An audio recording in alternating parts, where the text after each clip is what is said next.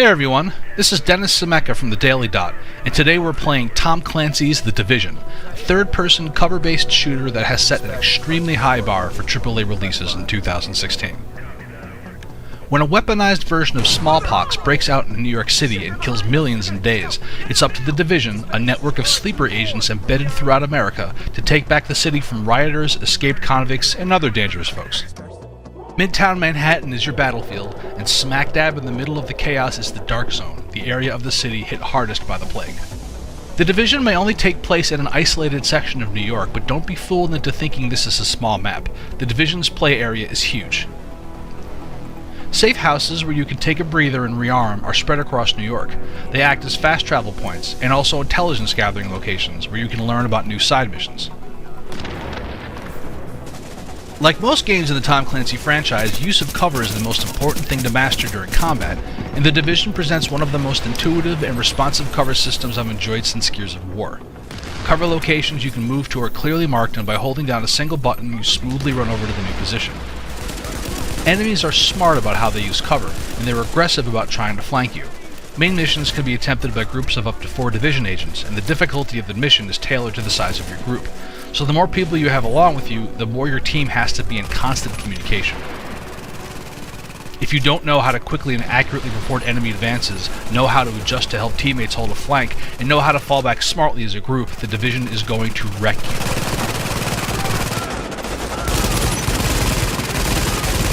The graphics in the Division are stunning. Many open-world games have a lot of dead space on the map, but the detail in the Division is fantastic. It looks more like a movie set than a game map.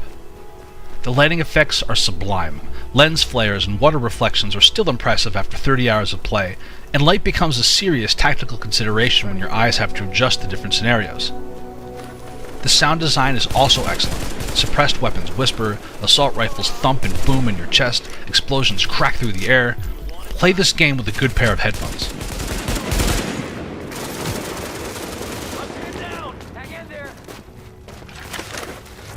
But what's most impressive is the dynamic weather system and particle effects. When a massive snowstorm rolls into New York, it can completely change the way combat works. Try walking around Times Square at night during a storm when the snow is reflecting the neon street signs. Then try fighting off a half-dozen escaped convicts at the same time. In addition to encounters and side missions, there are a ton of collection activities in the Division.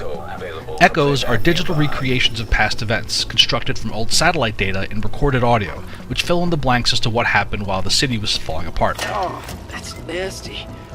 Good, I think I'm gonna be sick. Hey, it's this or nothing. Cell phones, files dropped by missing Division agents, and crashed recon drones also provide valuable intel. Also be on the lookout for raw materials for crafting. By completing missions, you earn credits to unlock the medical, tech, and security wings of your home base. Expanding the base unlocks new skills, skill mods, and perks. The Division is part shooter and part role-playing game, and unlike most RPGs, the Division doesn't tie you to a single character class. You can focus on medical, tech, or security, or mix and match your skills as the situation demands. Gear benefits specific skills or increases weapon damage, health, or abilities. You don't have to start a new character if you want to change up your playstyle or strategy.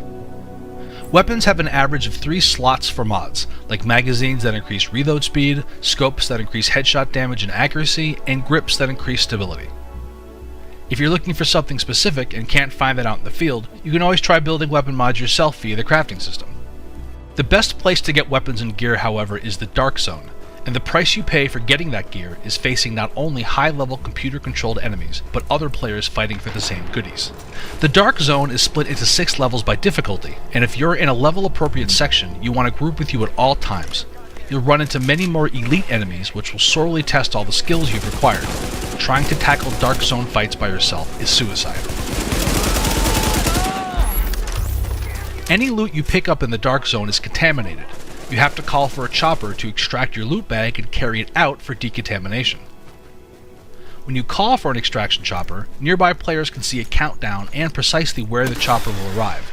This leads to some intense paranoid moments where other players show up at the extraction zone and you're not sure whether they want to kill you or just extract their own loot. If you die in the Dark Zone, you drop the gear you've collected. and the Dark Zone is the only place in the Division where players can kill one another, so tread carefully with trusted allies. If you do go rogue and attack other players, everyone in the Dark Zone will see you on their radar as a Red Skull, and they can earn bounties for putting you down. All of these elements combined make the Dark Zone one of the most interesting player versus player environments I've experienced. The lingering question everyone playing the Division has right now is what the end game looks like. The level cap is 30, and when you hit the cap it unlocks daily and weekly missions and makes the best gear available to you. But after 30 hours with the Division, I'm nowhere near that level cap, and honestly have no idea how long it will take me to get there. The Division is also an MMO style game like Destiny, and that's why questions of endgame content can feel so pressing. But based on my time so far with the Division, I can see it taking me 60 hours or more to experience everything it has to offer, and the first DLC focused on endgame content lands in April. The Division is available for PC, PlayStation 4, and Xbox One.